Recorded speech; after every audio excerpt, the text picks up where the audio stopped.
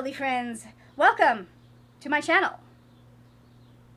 I don't know what I was going with that, actually. Hello, it is the weekend of April 15th and 16th. We are in the middle of peace talks for Realmathon, and I am here to tell you what I am currently reading. So a girl has plans. A girl has lots of plans. I have a lot of manga. I have several novellas here. Like, I am going to try and get as much reading done as possible. I have, hold on. Okay, ignore the fact that there's a bookmark in there because we're starting from the beginning, because it's been like months since I started that book. Okay, so I have plans. Currently, do I have time? I'm in the middle of A River Enchanted by Rebecca Ross and Artificial Condition by Martha Wells. I'm trying to finish this during spritz because I'm buddy reading it with my friend Brianna over at Four Paws in a Book.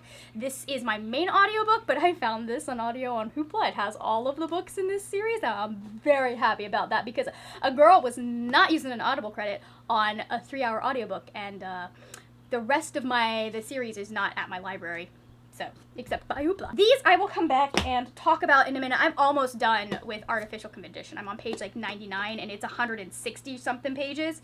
I love this series. I am enjoying so much of it. There is a vlog somewhere where I talk about reading All Systems Read. You probably will not have seen that vlog because if I remember correctly, I didn't finish it. I am loving this just as much. It's just like, Murderbot is such a good character. So I'm enjoying it. I'm having fun with it. Hopefully I already did an explanation of the series. If not, I'll come back in a minute if I have not found something. We have other stuff though. From my Fable and TBR, I need to read What Moves the Dead by T. Kingfisher, so that's one of the ones we're gonna do. And then from last month for Tor.comathon, I also picked up The Crane Husband by Kelly Barnhill. Don't know what this is about at all. I just know Kara was interested in it and it sounded interesting, and my library had it and it filled some Tor.comathon prompts. Did I read it? No, but I have it, so I'm gonna read it today, tomorrow, this week. Who knows? I also have a whole bunch of manga. I've started this really cute, also very appropriate series called The Library Wars. It's an adaptation, a manga adaptation of, I guess, a light novel. The original concept was by Hiro Awakawa, and the current story and art are by Kiro Yumi. I'm going to read these this weekend because I'm enjoying this so much, and I'll tell you more about it when we get there. And then I also have, and this one will be its own separate vlog, so if you're interested, watch out for that. But I also have volumes 2 through 5 of Soul Eater. I read volume 1 in February. I had some feelings about it. I gave it 2 stars, but I have been convinced to continue on with the series, to give it a little bit more time by some people who are familiar with it. I really like the concept. There are just elements of it that I'm not a big fan of. I also just got the audiobook in of Highly Suspicious and Unfairly Cute by Talia Hibbert. That just came in the other day, literally like yesterday. So, and I don't remember, like I could go through the effort of finding where I am, but number one, it wouldn't count for peace talks. That's the main thing. But number two, I just don't feel like I don't feel like figuring out where I was. It's been a couple of months since I read it. So, do I have other books that I'm reading? I don't think so. So, I'm going to go back to reading Murderbot, and I will check in with you guys when I am finished with it.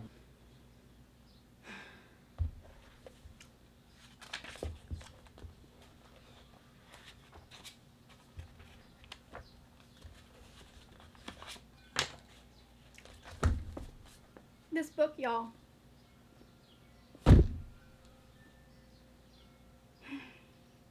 They're so dumb. I love it so much. I'm gonna get into that, but first we need to talk about Artificial Condition by Martha Wells. I give this 5 stars. I just had the best time reading it. I have never in my life read novellas that are as well written as the Murderbot Diaries novellas because they're very character driven, and she definitely is like everything we learn is in relation to the main character, and so she just. These are just, like, so well done. I don't even know, like, how do you write this good in this little bit and have such a complete and satisfying story? I mean, like, this ends in a place where you're like, well, where's the next book? But, like, in such a complete and satisfying, oh, that needs to go, ooh. I left a sugary drink up here. It's turned into a science experiment. That door doesn't have a latch that works, so the wind just blows it open. Anyways, the weight...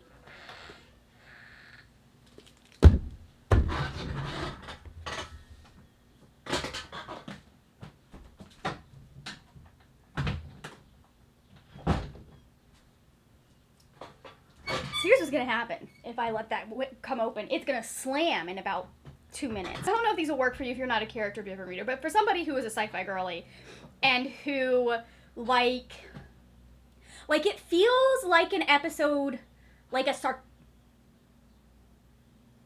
How are you opening? It feels like a really sarcastic episode of Star Trek almost in the way that it is structured. It's like you're watching a TV show and this is the episode.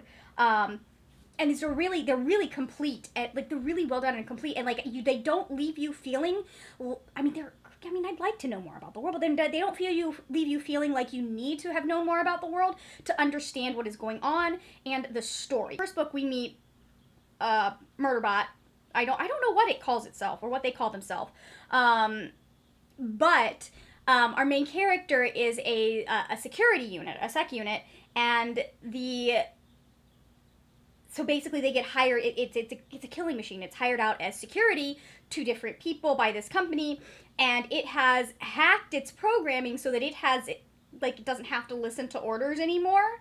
So it can do like what it wants, and it just is so annoyed by humans. You know that trope where it's like the loner that doesn't want it, like just wants to be left alone, do their own thing, and they keep getting put in situations where they have to deal with people and they start getting attached to those people and they're really annoyed that they're getting attached. Like that's what this is. The first one, it is on a like fact-finding mission. Like they're on a planet for some reason and some stuff goes down. And because Murderbot is the only one that doesn't have a functioning governor module, Murderbot is the only one that doesn't end up getting affected by what goes down, and is the only one that's able to save the people that it was hired to protect. And it's like, I was hired to protect you guys, and then it realizes that maybe some stuff's gone.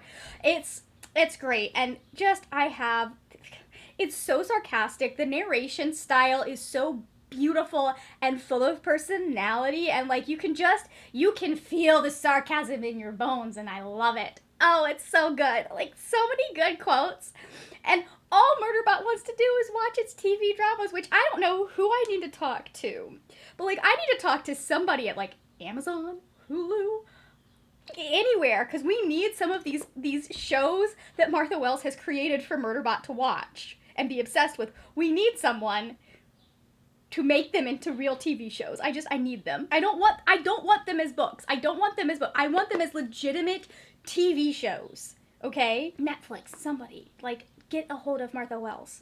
Give the people what they want. If we can do it with Simon Snow, we can do it with this. Are you flashing at me? Or am I just seeing things? I'm just seeing things. It's fun. Alright, this book.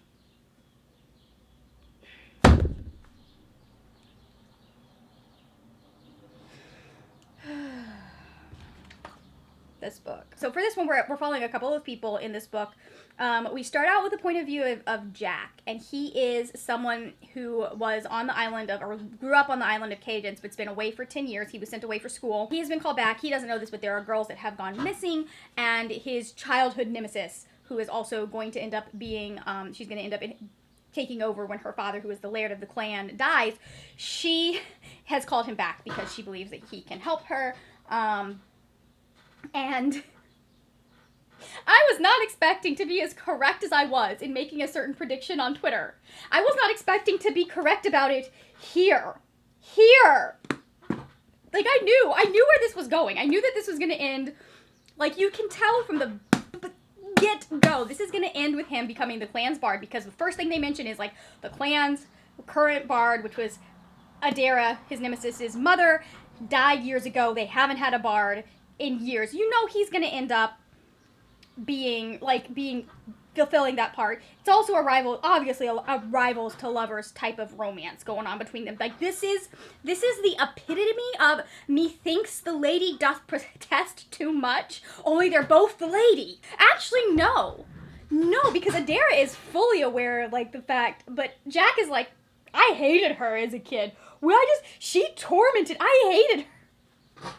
They were both awful to each other, it sounds like. They both did a lot of pranks, like you do, I guess, when you're in your preteens. I don't know, I wasn't allowed to do that. I wasn't allowed to behave that way, but they picked on each other.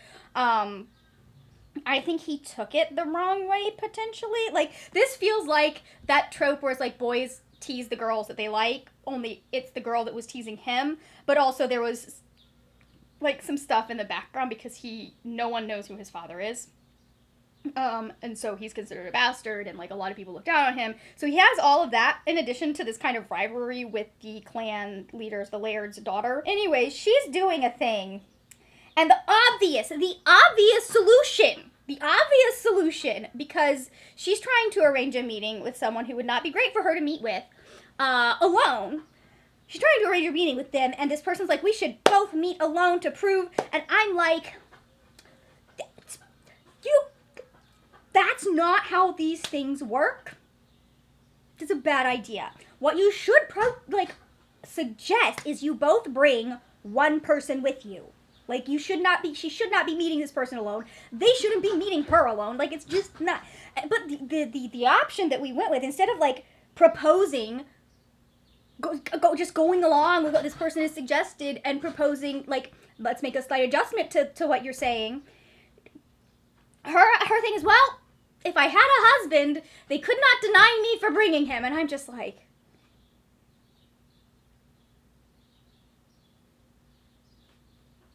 it is very obvious that there has been a lot of longing between them that they have been suppressing and ignoring and pretending like didn't exist 10 years ago, but I'm here for it. It is a dumb decision. This is a really dumb suggestion, but also, my girl is seeing the situation and is leveraging it, so this is very different. This is very much, like, I don't know that I would say it's lyrical. It's very much more in the high fantasy vibe. It's very much, like, it's not an epic fantasy, but it's more like magic is an everyday part of people's lives. The world building in this, and the way that the two different clans, like, their backstory and all of that, and like why they're at war, and the different, not war, but like a conflict, and like it's so well done. Like, there's so much in it that makes it feel very like realistic, like things that actually did happen in history. But there's also like this thread of magic that is a part of everyone's lives on this island. It's not on the mainland, but it's on people's lives on this island, and it's just really, I'm enjoying it. I'm enjoying so much of it. I have a feeling I know what's going on with the missing girls, potentially. I know I'm at least half right at this point. But, although it's a duology, so nothing's going to be resolved in this book, dang it. I didn't think about that. Really didn't think that through. I'm adoring it, and I'm really enjoying this relationship between them, where they're like old enough and mature enough, but also not mature enough. Like, they're old enough and mature enough to, like, not be... Why did that fall? They're not being children about stuff the way that they were, it sounds like they were as kids. About, like, they're able... But they're also, for other reasons, still unable to... or at least Jack is still unable to admit that they like each other. I'm having so much fun with it, but they're also, like... There were so many other things she could have suggested before what she suggested. Like the fact that we just jumped to marriage as the default. Why? Why did we not? Like, I think she just wants to marry this guy because she really likes him, or liked him. They haven't seen each other in 10 years, and she's like known him, or he's been back for like 3 days, and I'm just like, girl, she's clearly been thinking about this boy since he left. I think I'm gonna keep reading this, actually. I was gonna switch over to What Moves the Dead while I eat. But I think this can wait. Also, potentially, probably not something I should eat while I'm trying to have dinner. Or not eat. Read while I'm trying to have dinner. I'm gonna read this, and then I think I want to start, I'm gonna go and start reading some of Soul Eater, because I can knock a couple of those out. They are flirting so hard right now. Like, so hard right now. They're just like, we're gonna banter back and forth. And it's cute. And it's also like, they're acting like it's just a normal bit. No, there is so much tension here right now. Okay, guys. So, story time. One of the errands I ran earlier today when I stopped at the library was to pick up books 2 and 3 of the Woodward Wall series. So I picked up this, and I just grabbed when I was there. I was like, oh look, here's the other book that I need. And grabbed this book. Give me just a second. I'd like to go over to this pile of books that I have here, that are the books that I'm going to be filming for my wrap-up. I grabbed book 1, guys. I was going to grab book 3 at the other library, but I saw that one. I was like, oh, I don't need that. I now have 2 copies of the same book for my... Has anyone ever done this? Has anyone ever accidentally grabbed 2 copies of the same book from their library? My mom was always like, you're too quick, you don't pay enough attention. And she's not wrong. So much of my life made sense when I finally was like, oh, I think I might have bad lighting. I might have ADHD. So, anyways, I can't believe I did that. Good morning. It is Sunday morning. I have tea and I have updates. Oop. And I'm dropping my Taylor Swift posters. It's fine. These are like the best purchase ever. I love them. First things first, last night I did finish volumes 2 and 3 of Soul Eater. Some of the problems you heard me talk about earlier are still there, but they are not there in quite the, like, we've definitely not had the joking sexual assault happen just yet, like, in these 2 volumes, so that's nice. Still objectification of women happening, but I can overlook that, especially since it is, like, not happening as often. We are still very early in this manga, so we haven't gotten the entire, like, the full big picture storyline just yet. If you don't read manga, the way a lot of the like the long-running series work is the beginning, we're setting up characters, and so it's almost like we're getting small episodes of what's going on. The arcs are usually like 2 to 3 issues versus being 100. If you read manga, you know exactly which manga I am talking about. We haven't quite gotten the full cohesive story, but things are much better put together and they're flowing a lot better than I feel they did in volume 1. We also are starting to have some of the things that were introduced in previous volumes carry forward further into the story and start, like, they haven't started developing yet, but like you can see the threads that are going to be leading into a bigger, like, there's a specific arc in here that we're still dealing with the aftermath of in this volume, and it's something that's really affecting our main character, and so we're still having the echoes of things that have happened previously start to make their way, ripple effects into further issues. And so it's kind of like it's a good slow build that has gradually started happening. So I'm feeling much more I don't know if it's invested in the story, but I'm feeling much more grounded now that we've gotten into volumes 2 and especially volume 3. I feel like volume 3 is where things... Why are you mowing your lawn in the hottest part of the day? It is genuinely a funny manga. In my opinion. It works with my sense of humor. It just was those few things in volume 1, so I'm really, really happy about this. As for A River Enchanted, I am currently on page 256. I'm hoping that I'll be able to finish this today. Well, that's the plan. I didn't start it until about 9 p.m. on Friday night, and they said as long as you're doing the full, like a 48 hours, so I'm gonna give myself until probably about 9 tonight to get anything that I start today finished. If I can finish a good amount of books by 5 o'clock, I'll probably cut it off at 5, just because a girl needs to do her taxes, and they're going to be slightly more complicated this year, and I made them... If I had been thinking this through, I would have postponed the time before his D&D game. I would have done it last week instead of the week before, because this Tuesday is tax day. We play on Tuesdays. This might be a slight issue, especially for those of us that don't do our taxes until the very last minute. The way that we got to this plot, it works, it makes sense. It is also so absolutely just kind of ridiculous that that's where we went first. To me, I'm like kind of just side-eyeing this plot, and I love it at the exact same time. I'm just like, guys, I mean, I'm not mad about this. I am not mad about the tension and the things that are going to happen because of this decision in the plot, but also... there were so many better ways, like, there were other options there for y'all.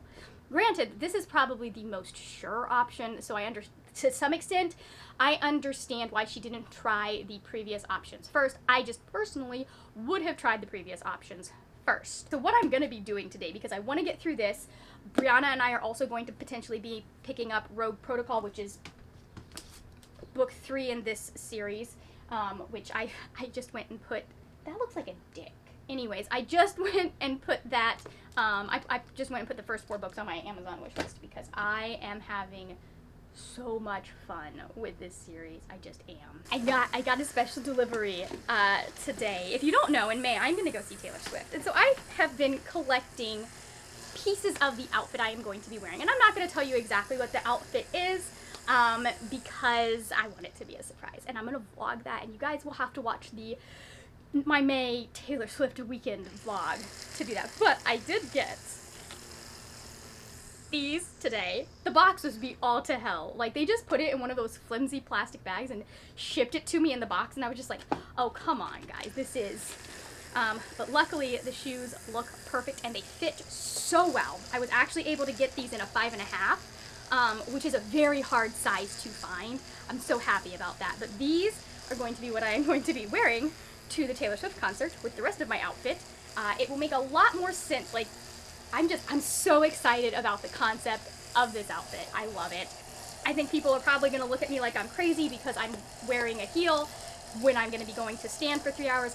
Y'all, let me show you the kinds of shoes that I used to wear at church. Specifically, I went with those heels because these, because of the way that they are built, my weight actually still sits mostly back here. There's not a lot of weight right here. That's part of why I specifically was looking for like a shoe that was like this height versus this height. Okay, if you guys have ever been to a Pentecostal church, you know what worship services look like, or seen stuff. There's a lot of moving and dancing, and I would do that in these. Anyways, I'm very excited about give me all of the bejeweled vibes. I'm so happy about it. I'm very happy. Listen, I am 5 foot zip, a girl. Heels are a necessity. I also just wait till you see how they make my legs look. I'm in a different tank top, so it must be the next day. It's not. It is actually, no wait, it is. Oh my god, it is the next day. It's Monday. Hi guys. We have finished peace talks, and it wasn't as stellar as I would have liked, but a girl also has a life. Anyways, hi, I'm here to wrap up peace talks because it is Monday, and I managed to get through 4 books, and 2 of them were 5 stars, so we did good. I didn't end up finishing What Moves the Dead by T. Kingfisher. I'm going to go ahead and just carry this over to another vlog project that I am going to be doing, which is why I'm doing this. The reason that this is actually happening the next day is because I want to start a vlog today, and I'll throw this in with that vlog project. But here we have this. It is really, I'm not creeped out very easily. So for me, this is not very creepy. It's a little weird, but I've read weirder. Still really, really good though. Like, it's a very compelling.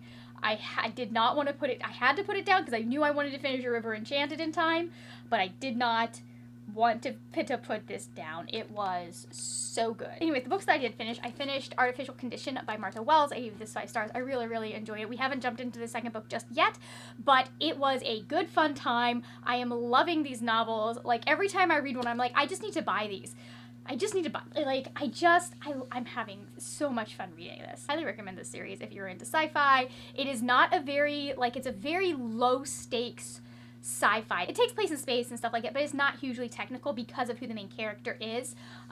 There's a little talk of that, but, like, you don't really, it's really well integrated, and it's not something that you have to sit and like keep track of a million different pieces to know how different systems work. This is very beginner friendly when it comes to science fiction. After that, I finished volumes 2 and 3 of Soul Eater. I have an entire vlog where I'm going to talk about this more, but I like these a lot better than I liked volume 1. And the final one, my favorite of this entire thing, was A River Enchanted by Rebecca Ross. This is, oh, I had such a good time with this, despite the main characters being super dumb.